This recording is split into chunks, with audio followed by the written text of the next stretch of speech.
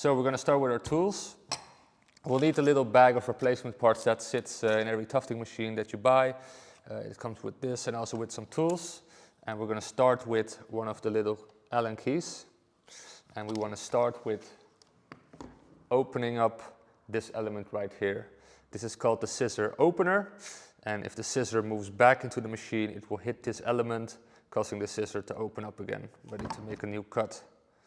So we open that a little bit, and good to know, don't open it up too much. We just want it to be loose enough to move stuff around, but you don't want it to be that loose that the screw falls out and everything gets lost. So now it sits loose, and then we go to the next step.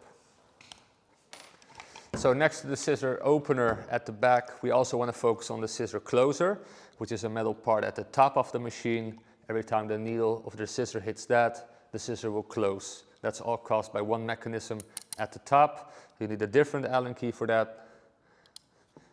And then screw it up so that it's loose, but doesn't fall out yet. And now you see I can move the metal part around, and that's what we want. So after you've adjusted the scissor opener and the scissor closing element, you can put the machine upside down, and we're going to focus on the big gear.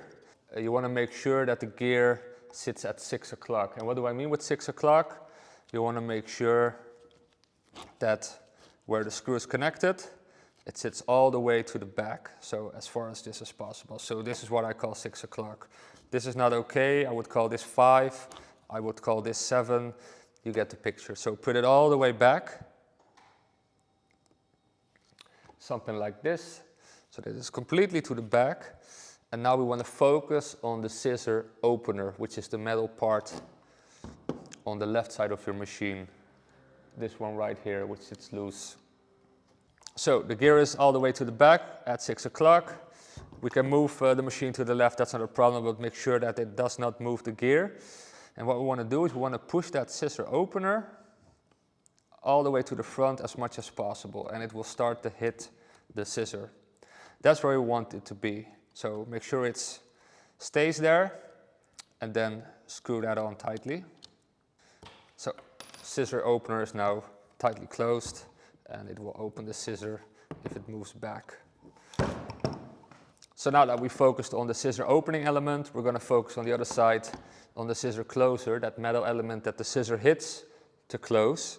And what do we want to do? We want to make sure that the gear 12 o'clock. Something like this. Make sure that it's all the way to the front and aligned with the machine. Something like this. So the gear is all the way to the front, 12 o'clock. And what we're going to focus on is the scissor closing element. Right now the scissors is opened up and you cannot push the metal part down right now. What we want to do is you want to close the scissors with your fingers, and that way this falls into place. So as you can see, scissor moves out to the front. That metal plate falls forward as well. And as soon as I close these scissors, this metal part will fall back. See that happening? That's what we want. Apply some pressure on this as well. I use my finger like this. And then close the scissor closer. Make sure that it doesn't move while you're tightening it up. Boom, there we go. And if we now manually move the gears around, we'll see that the scissors open up when they retreat back, and they close, they cut when they move forward. So let's give that a try.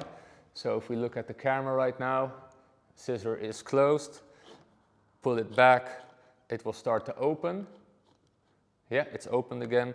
And once this hits the 12 o'clock, it will hit that metal part. Boom, and it's cutting again.